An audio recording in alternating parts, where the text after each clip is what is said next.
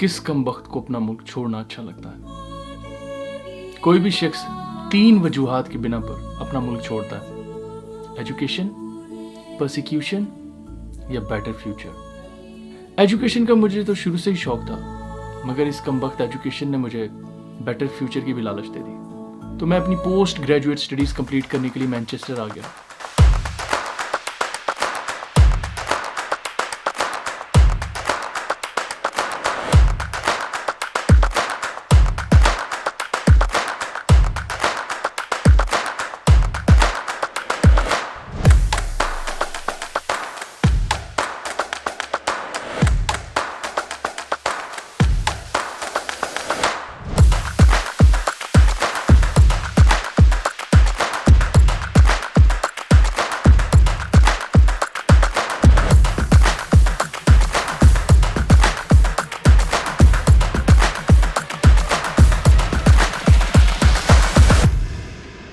वैसे तो लाहौर शहर को छोड़ना मेरे लिए इतना आसान नहीं था, क्योंकि मुझे अपने शहर से बहुत मोहब्बत थी।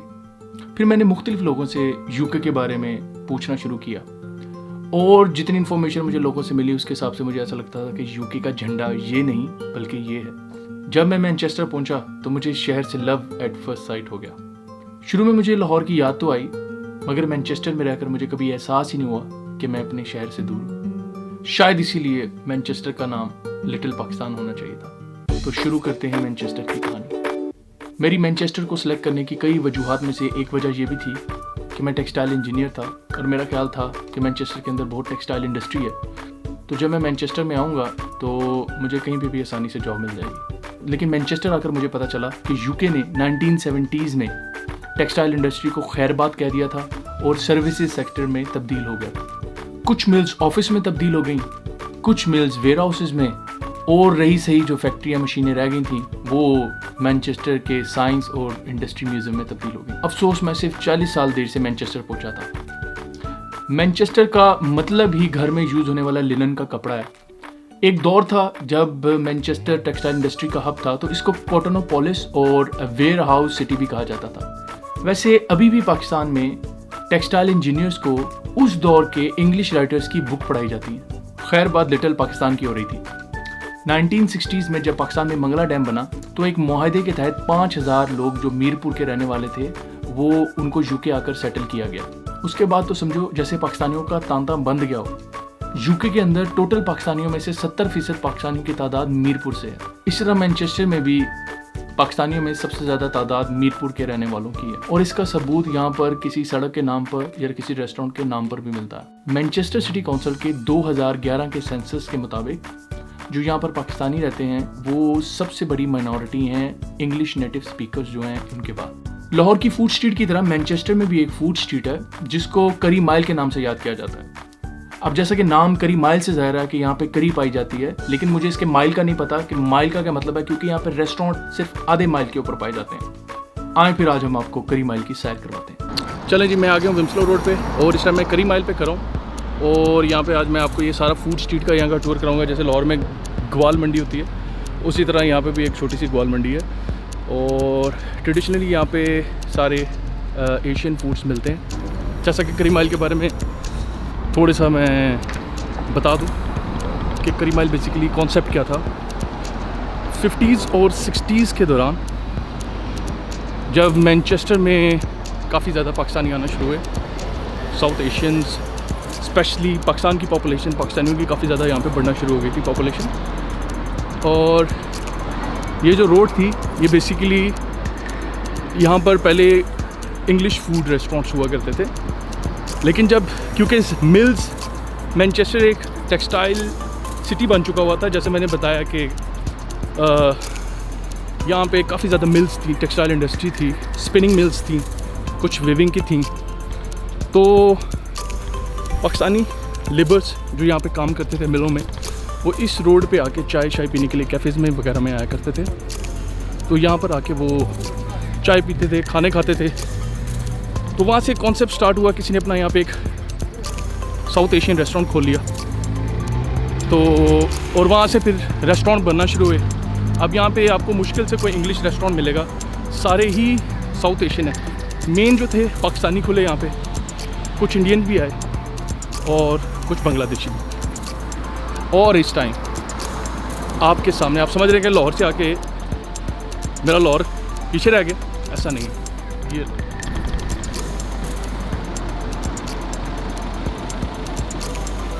भाईजान मैनचेस्टर में भी लाहौर आबाद है।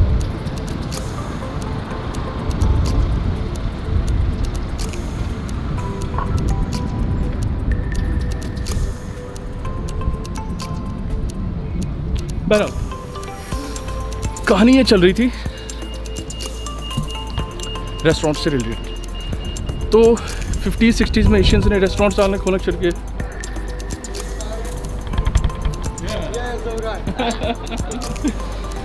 अच्छा जी, तो यहाँ पे रेस्टोरेंट्स खुलना शुरू हो गए और अभी जो सबसे ओल्डेस्ट यहाँ पे रेस्टोरेंट्स हैं उनमें सिर्फ अब एक बचा है, उसका नाम सनम है, वो सबसे पुराना है। उसके बाद नए बने हैं, नई डेवलपमेंट्स हुई हैं। इस रोड को करी माइल 80s में कहना शुरू कर दिया था लोगों ने, क्योंकि पहले इसका नाम करी माइल नहीं था, पहले ये सिर्फ विम्सलो रोड कहलाती थी, जो कि इसका असल नाम है, रशम की विम्सलो रोड। लेकिन क्योंकि यहाँ पे काफ़ी लोग फिर करी के रेस्टोरेंट खुलने लग गए, लोग यहाँ पे इंडियन फूड खाने के लिए आना शुरू हो गए, पाकिस्तानी फूड। बेसिकली यहाँ पे पाकिस्तानी फूड, जो पाकिस्तानी रेस्टोरेंट्स हैं वो भी इंडियन लिखते हैं। उसकी वजह ये है कि यहाँ पे लोगों को पाकिस्तानी फूड का इतना कॉन्सेप्ट नहीं है। उनको नहीं पता कि पाकिस्तान इंडिया पहले इकट्ठा होता था, इनकी फ़ूड ऑलमोस्ट सेम है। तो अब ये जैसे एक रेस्टोरेंट है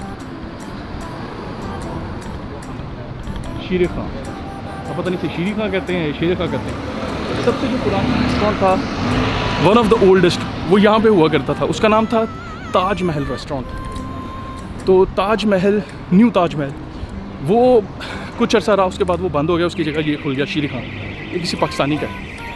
इसके अलावा यहाँ पे पाकिस्तानियों के और भी काफ़ी रेस्टोरेंट्स खुले वक्त के साथ साथ।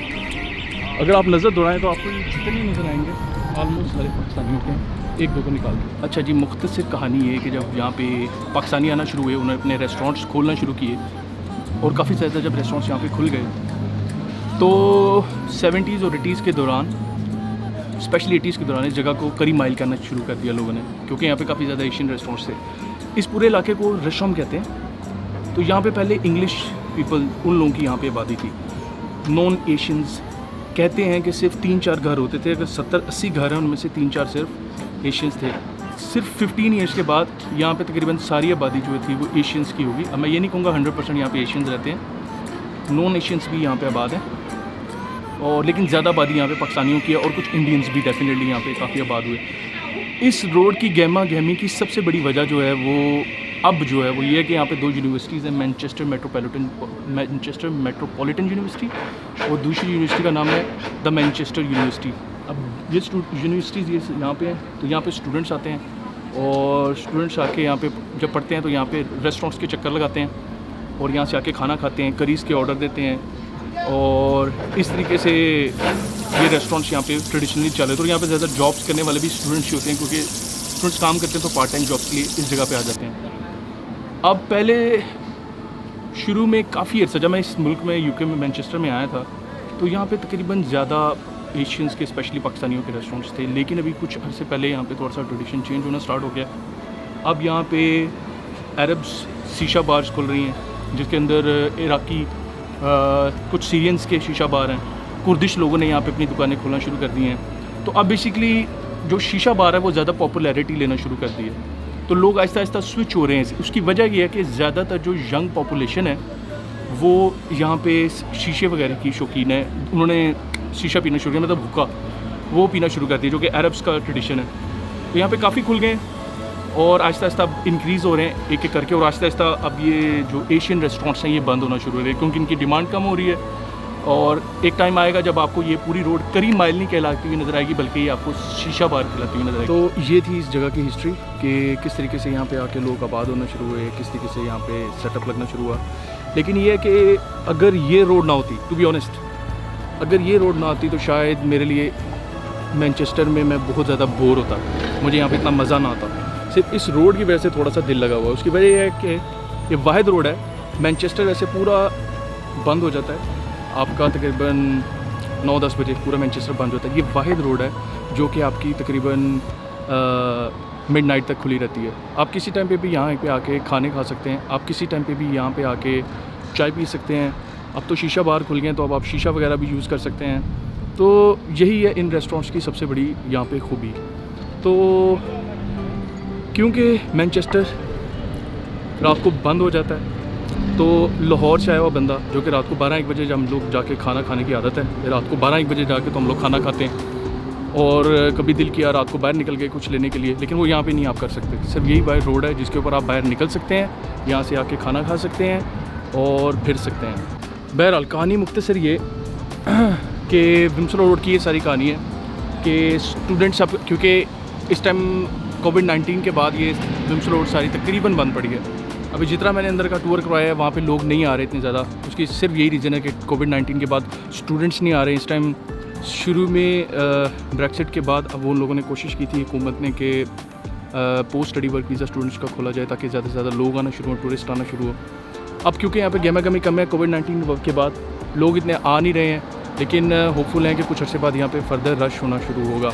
हाँ, लेकिन एक चीज़ श्योर है कि अब सिचुएशन कुछ ये होगी इन रेस्टोरेंट्स के ऊपर कि अब मैं एक्सपेक्ट कर रहा हूँ कि आगे जाके जो हमारे पाकिस्तानी इंडियन फूड्स हैं वो यहाँ पे आहिस्ता आहिस्ता कम होते चले जाएंगे और लोगों का रुझान ज़्यादा शीशे की तरफ होना शुरू हो जाएगा। क्योंकि जब मैं शुरू में यहाँ पे आया था तो मुझे सिर्फ 1, 2 या 3 शीशे के यहाँ पे मिलती थी, रेस्टोरेंट्स मिलते थे जहाँ पे शीशा भी अवेलेबल था, जो कि बेसिकली अरब्स का या कुर्दिश हैं या सीरियन है, तो उन लोगों के ये शीशा बार है। लेकिन अब वो बढ़ना शुरू हो गए हैं। इसका मतलब ये है कि ज़्यादा से ज़्यादा स्टूडेंट्स आना शुरू हो गए हैं, यूथ ज़्यादा से ज़्यादा यहाँ आना शुरू हो गई है। बल्कि यहाँ पे रेस्टोरेंट्स वालों से BBC ने एक डॉक्यूमेंट्री यहाँ पे कवर की थी, BBC का एक आर्टिकल है बेसिकली, उसमें उन्होंने लोगों ने यहाँ से रेस्टोरेंट्स से पूछा था जो एशियन रेस्टोरेंट्स हैं कि यहाँ पे आपको क्या लगता है कि एशियन रेस्टोरेंट के कम होने की वजह क्या है। तो उन्होंने ये बताया था कि स्टूडेंट्स ने आना कम कर दिया है, क्योंकि अब यहाँ पे पाकिस्तानी लेबर वाला हिसाब तो है नहीं जो पहले हुआ करता था कि लेबर यहाँ पे क्लास आया करती थी और आके खाना शाना खाया करते थे। अब क्योंकि ज़्यादा लोग स्टूडेंट्स हैं और यहाँ के एशियन फैमिलीज़ हैं, अब एशियन फैमिलीज़ भी जो हैं ज़्यादातर अब वो ऑनलाइन ऑर्डर कर देती हैं, जैसे जस्ट ईट, डिलीवरू और ऊबर ईट्स किस्म की ऑनलाइन वेबसाइट्स हैं जहाँ पे आप ऑनलाइन ऑर्डर यहाँ पे प्लेस कर सकते हैं। तो वहाँ से आके लोग यहाँ पे अब ज़्यादातर ऑर्डर्स प्लेस करते हैं, तो रेस्टोरेंट्स में आना कम हो गए हैं लोग। इसके अलावा दूसरी चीज़ ये भी है, जब शुरू में विम्सलो रोड बनी थी तो मैनचेस्टर के इर्द गिर्द जितने मेन एशियंस के इलाके हैं, स्पेशली पाकिस्तानी और इंडियंस के इलाके हैं, जैसे चीतम हिल है जो कि काफ़ी बड़ा हब है, लॉन्ग साइट है, इसके अलावा आपका लेबनजू है, बर्नेज है और वाली रेंज है। ये वो इलाके थे जहाँ पे पहले कोई पाकिस्तानी रेस्टोरेंट्स नहीं हुआ करते थे शुरू में। अब वक्त बदलना शुरू हो गया है क्योंकि वहाँ पे ज़्यादा रेस्टोरेंट्स खुलना शुरू हो गए हैं, ज़्यादा एशियंस यहाँ पे आना शुरू हो गए हैं। जैसे कि मैंने आपको बताया था कि यूके के अंदर इस टाइम स्पेशली मैनचेस्टर में 2nd नंबर पे माइनॉरिटीज़ में पाकिस्तानी आते हैं, यानी जो इंग्लिश हैं जो कि यहाँ के नेटिव्स हैं, उनके बाद दूसरे नंबर पे जो पॉपुलेशन आती है वो पाकिस्तानियों की है। तो आप इमेजिन कर सकते हैं कि यहाँ पे कितना ज़्यादा पाकिस्तानियों का टर्नओवर हो गया। स्टिल बहुत कम परसेंटेज है, लेकिन फिर भी आप कह सकते हैं एक होप है पाकिस्तानियों के लिए। इसीलिए ज़्यादातर ये होता है कि जब भी पाकिस्तान से लोग आते हैं वो लंदन जाते हैं, लेकिन बर्मिंघम जाते हैं, ब्रैडफोर्ड जाते हैं, और एक मैनचेस्टर एक उनका सबसे फेवरेट हॉट स्पॉट होता है। तो यही वजह थी कि मैं भी मैनचेस्टर में आया। मैंने कहा यहाँ पे एक तो शायद लोकल लोग होंगे, मैं इतना नहीं इमेजिन कर रहा था इतने ज़्यादा होंगे, मैं समझता था शायद थोड़े बहुत होंगे, लेकिन मुझे सच्ची बात यह है कि मुझे इसका बहुत ज़्यादा एडवांटेज हुआ। यहाँ पे आके अपने लोगों का जो सहारा होता है इसमें कोई शक नहीं है कि काफ़ी ज़्यादा होता है। अब जो भी मैनचेस्टर में आता है, कनाडा से अगर कोई आए, अमेरिका से कोई आए, अमेरिका में तो फिर भी पाकिस्तान की कम्युनिटी काफ़ी आबाद हो गई है, कनाडा या कोई यूरोपियन दूसरी कंट्रीज़ हैं, वहाँ से अगर कोई पाकिस्तानी यहाँ पे आता है तो वो उसका यहाँ से फिर जाने को दिल ही नहीं करता। वो कहता है मैंने इसी मुल्क में रहना है। उसकी वजह यह है यहाँ की लैंग्वेज। मेरा ख्याल है पूरे यूरोप में जहाँ पे सबसे ज़्यादा पाकिस्तानी पूरे यूरोप के अंदर देखें आबाद हैं, तो लार्जेस्ट पॉपुलेशन यूके में पाई जाती है। उसकी सबसे बड़ी रीज़न एक लैंग्वेज बैरियर का है कि यहाँ पे अंग्रेज़ी ऐसी लैंग्वेज है जो पाकिस्तान में हम छोटे लेवल पे भी पढ़ते हैं, तो अंग्रेज़ी की कम्युनिकेशन यहाँ पे लोगों के लिए आसान हो जाती है। अब आप नॉर्वे में जाएँ, आप स्पेन में जाएँ, इटली में जाएँ और इस तरह के दूसरे ममालिक में, यूरोपियन में जाएँ, तो वहाँ पर आपको लैंग्वेज उनकी सीखनी पड़ती है, जिससे थोड़ा सा बैरियर आता है। पुराने लोग, पहले के लोग, जब वो लेबर तबका था, उनको तो इंग्लिश भी नहीं आती थी ना। वो जो तबका था वो तो जहाँ उसको यूरोप में जगह मिली वो अड़ गया, ठीक है। इसलिए कई लोग नॉर्वे गए, इटली गए, स्पेन गए, क्योंकि उनको तो ना इंग्लिश आती है ना उनको दूसरी लैंग्वेज आती है। लेकिन अब जो आज की यूथ है, ठीक है, आपका जो पाकिस्तानी है, यंगस्टर्स हैं जो जिनको इंग्लिश है, वो कोशिश करते हैं दूसरे यूरोपियन ममालिक की बजाय पाकिस्तान जाएँ, ऑस्ट्रेलिया जाएँ, कनाडा जाएँ, अमेरिका जाएँ या यूके के अंदर आएँ। अब यूके ने कहानी ये डाली है कि ये लोग ब्रेक्सिट कर गए हैं, जिसका मतलब है ये यूरोपियन यूनियन से अलग हो गए हैं। अब ये पाबंदियां लगाएंगे, रोकेंगे इमिग्रेशन को ज़्यादा से ज़्यादा, तो उस इमिग्रेशन के इन्फ्लक्स को इन्होंने रोकना, क्योंकि इनके लोगों की ये डिमांड थी। जैसे इमरान खान से हमारी ये डिमांड थी कि चेंज लेके आए पाकिस्तान के अंदर, वैसे इनकी चेंज ये थी कि इमिग्रेशन को कम किया जाए। और इसके अलावा दूसरे फैक्टर जो यूरोपियन यूनियन से जो यूरोपियंस आते हैं उनको, इनसे भी बड़ा प्रॉब्लम था। वो हमें भी इमिग्रेंट्स लेते हैं, तो यूरोपियंस जो आते हैं उनको भी इमिग्रेंट्स लेते हैं, उन दोनों को सेम लेवल पे रखते हैं। वो तो अलग बात है कि कंट्री की जो पॉलिसी होती है, उस पॉलिसी के हिसाब से जो पाकिस्तानी, इंडियन, बांग्लादेशी, हम जो नॉन ईयू लोग हैं, वो उनकी कैटेगरी डिफरेंट बन जाती है इमिग्रेंट्स की, और जो यूरोप से आते हैं उनकी कैटेगरी डिफरेंट बन जाती है। जब एक पाकिस्तानी, इंडियन या बांग्लादेशी यूके में कदम रखता है तो उसके लिए कोई बेनिफिट्स नहीं होते, उसने सब कुछ खुद करना है, उसकी रेजिडेंसी तब तक नहीं है जब तक उसके हाथ में उसके कागजात नहीं आ जाते। जब यूरोपियन यहाँ पे आता है, आते ही वो बेनिफिट्स भी क्लेम करते हैं, और इसके अलावा वो आपके क्या कि NHS सारे फ़वायद हैं वो यहाँ पे हासिल करते हैं। वो घर भी इवन उनको मिल जाते हैं, काउंसिल के थ्रू घर भी वो ले लेते हैं, ठीक है, सस्ती कीमतों पे बहुत फ्री मिल जाते हैं। उसके बाद हुकूमत अपनी जेब से उनको पैसे भी देती है रहने के। फिर वो यहाँ पे नौकरियाँ करते हैं, कैश इन हैंड कहीं पे नौकरियाँ करते हैं, और उसके बाद जो है हुकूमत से भी पैसे लेते हैं और कैश इन हैंड। अब ये जो यूरोपियन आने वाले ना, ये हमसे बहुत ज़्यादा हैं, रोमानियन, बल्गेरियन और भी कंट्रीज़ हैं। तो हुकूमत, लोग भी ये चाह रहे थे कि इनको रोका जाए, तो ज़रा जब उनको रोकना फिर सबको ही रोकना, फिर हम भी बीच में रगड़े गए। अब सिचुएशन ये है कि कहानी ऐसी पलटी है कोविड-19 के बाद, कोरोना वायरस के बाद, कि हुकूमत अब नज़र आ रहा है, ब्रिटिश हुकूमत जो है वो चाह रही है कि अब स्टूडेंट्स, इंटरनेशनल स्टूडेंट्स आए, यूरोप से, बाहर से, स्पेशली इंडिया से आए, पाकिस्तान से आए, बांग्लादेश से आए, और वो 2 साल का PSW, post study work visa भी देना शुरू कर दिया उन लोगों ने। क्यों देना शुरू कर दिया है? ताकि वो लोग यहाँ के रुकें, यहाँ के पढ़ें। यूनिवर्सिटीज़ के अंदर प्रॉब्लम आना शुरू हो गया, इनके अपने लोग यहाँ पे पढ़ते नहीं हैं, इतना ज़्यादा डिग्री लेवल पे नहीं जाते, तो इसलिए इनको इंटरनेशनल स्टूडेंट्स के ऊपर इनकी यूनिवर्सिटीज़ को डिपेंड करना पड़ता है। तो इसी वजह से हुकूमत भी ये चाह रही है कि ज़्यादा से ज़्यादा इंटरनेशनल स्टूडेंट्स आना शुरू हो, और मैं समझ रहा हूँ फ्यूचर में इसको रिलैक्स किया जाएगा। अब रहेगी विम्सलो रोड की कहानी, करी माइल, जिसके ऊपर हम खड़े हुए हैं। मैंने आपको बताया था यहाँ पे अब लोगों का आना कम होता चला जा रहा है, और जिसकी एक रीज़न मैंने आपको ये बताई थी कि यूनिवर्सिटीज़ के स्टूडेंट्स ने आना कम कर दिया, वो शीशा बार्स में ज़्यादा जाते हैं, या दूसरी मैंने बताई थी लोग घरों में ऑर्डर्स वगैरह कर लेते हैं ऑनलाइन, ताकि घरों के अंदर आ जाए। और तीसरी एक और भी चीज़ है कि शायद लोगों की बाइंग पावर का भी मसला आना शुरू हो गया। लोगों को कबाब सस्ता मिल जाता है, डोनर कबाब सस्ता मिल जाता है एज़ कम्पेयर टू करीज़ के। करी खाएगा 6-7-8 पाउंड में लगेगी उसको, खाना मिलेगा, बिरयानी शरयानी जो भी है, जो चीट चापे करने हैं उसने, खाबे जड़े भी होंगे ने, लेकिन जो उसको आसान है उसके लिए ये है कि मैं शवारमा ले लूँ 3-4 पाउंड का, ठीक है, और बर्गर ले ले 3-4 पाउंड का। इस चीज़ की वजह से भी लोगों ने करी हाउसेज़ में आना शुरू कर दिया। और आखिरी चीज़ जो सबसे इंपॉर्टेंट है, लोग यहाँ पे हेल्थ कॉन्शियस वक्त के साथ साथ ज़्यादा होते चले जा रहे हैं। अब आप डेली निकलें तो आपको लोग यहाँ पे सड़क के ऊपर रनिंग करते हुए या साइकिलिंग करते हुए नजर आएंगे। इवन अभी भी थोड़ी देर में काफ़ी यहाँ पे साइकिल्स लोग गुजरेंगे। मैनचेस्टर के अंदर उन लोगों को सपोर्ट करने के लिए जो कि साइकिल वगैरह पे घूमते हैं, उसकी अलग से एक लेन बना दी है उन्होंने, और ज़्यादा उस पर काम कर रहे हैं। पहले भी लेन्स थी साइकिल्स की, लेकिन अब वो बढ़ा रहे हैं, क्योंकि लोग ज़्यादा से ज़्यादा हेल्थ कॉन्शियस हो रहे हैं इस मुल्क के अंदर। वो चाहते हैं हमारी हेल्थ पहले से इम्प्रूव करे। और करीज़ जो हैं उनको समझा जाता है कि वो करीज़ से आपकी सेहत के ऊपर इफेक्ट आता है, आपकी सेहत इससे अच्छी नहीं होती है, आपको प्रॉब्लम्स आ सकते हैं हार्ट के, ओबेसिटी के, और ओबेसिटी यहाँ पे काफ़ी बीमारियों का रीज़न है। तो इस तरह आहिस्ता आहिस्ता लोग अपने जो हेल्दी हैं वो उसके पैटर्न को यहाँ पे एक्सेप्ट कर रहे हैं, और आहिस्ता आहिस्ता कोशिश कर रहे हैं कि जितनी हो सके हम लोग अच्छे खाने खाएँ और इन करीज़ वगैरह से अपनी जान छुड़ाएं। लेकिन पाकिस्तान के अंदर, क्योंकि हमारे ममालिक के अंदर ज़्यादातर ये करीज़ और इसी तरह का ज़्यादा ट्रेंड चलता है, हम लोग इसी के ऊपर, हमारा गुजारा इस चीज़ के ऊपर है। मैं भी जब इस मुल्क पे आएगा मैंने बड़ी कोशिश की, मैं कहा यार सैलड शूलड खाइए, खाते थोड़ा बहुत हेल्दी फूड खाने की कोशिश करिए। 2-4 दिन मैंने सैलड ख़रीदे जाके टेस्को, एज़दा वगैरह स्टोरों से, और 2-3 दिन मैंने वो खाए, मुझे तो अपने आप को खच्चर वाली फीलिंग आना शुरू हो गई।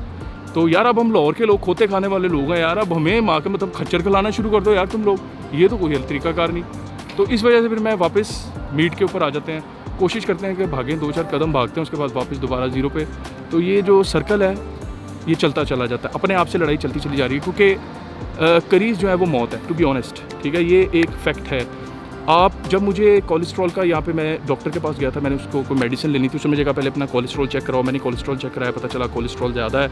तो कोलेस्ट्रॉल कम करने के लिए उसने कहा कि आप ना अपने आप को कोई रूटीन बनाओ कि कोलेस्ट्रॉल आपका कम हो। तो उसके लिए मैं जब इनके न्यूट्रिशियस्ट से पूछा जाके कि कोलेस्ट्रॉल कम करने के लिए किस वजह से, उसने उस पर लिखा होता है कोलेस्ट्रॉल की जो रीज़न्स हैं, उसके अंदर एक रीज़न ये थी कि आप साउथ एशियन से आपका ताल्लुक है जगह से, जैसे इंडिया, पाकिस्तान, बांग्लादेश, हम साउथ एशियन कंट्रीज़ कहलाते हैं। तो यहाँ से अगर आपका ताल्लुक है तभी आपका कोलेस्ट्रॉल लेवल ज़्यादा होगा। क्यों होगा उस्ताद? तेल, हर शै च तेल, ਉਹ ਅਸੀਂ ਤੇ ਫੰਕਸ਼ਨਾਂ 'ਚ तेल ਤੇ मतलब पटाखियां च तेल, हर शै च तेल, तेलो तेल उस्ताद, तेल ही बन गया, पूरा कौम तेली बन गई है इस टाइम। लेकिन क्योंकि अब इसके बगैर गुजारा नहीं, आदत पड़ चुकी हुई है, तो हम लोग सब्स्टिट्यूट तलाश करते हैं, ठीक है। कभी हम चाहते हैं, कहते हैं कि चलो यार थोड़ा सा ऑलिव ऑयल डाल लेते हैं, शायद इससे मसला हल हो जाए, लेकिन जो गंद है वो गंद है, अब भाग नहीं सकते। तो हेल्दी हैबिट्स अगर आप अपना सकते हैं तो आपको अपनानी चाहिए। तो फिर इस वजह से अब जो है ना विम्सलो रोड के ऊपर, करी माइल के ऊपर लोगों का टर्नओवर कम होना शुरू हो गया। लेकिन इसकी हसल एंड बसल मैं नहीं समझता इतनी जल्दी ख़त्म होने वाली। इसकी वजह यह है कि रात को काफ़ी देर तक खुला रहता है। पूरा मैनचेस्टर 8-9 बजे बंद हो जाता है, 2-9 बजे तक बंद हो। इस शहर की सबसे बुराई मुझे लगी थी वो यही थी कि 8-9 बजे ये बंद हो जाता है। लेकिन एटलीस्ट विम्सलो रोड में आके आप अपनी ठरक पूरी कर सकते हैं कि आप आके चाय पी सकते हैं, आप फिर सकते हैं, खाने शाने खा सकते हैं। तो अपनी ठरक उतारने के लिए इससे अच्छी जगह और कोई भी नहीं है। तो आप मैनचेस्टर आएँ, इस जगह को विज़िट ज़रूर करें और यहाँ पे जाके खाने ट्राई ज़रूर करें। और अगर विम्सलो रोड से रिलेटेड अगर आपको कोई और भी चीज़ जाननी है तो डेफिनेटली आप मुझसे पूछिएगा, मैं आपको डेफिनेटली उसके बारे में बताऊँगा। तो see you soon, have a nice day, bye.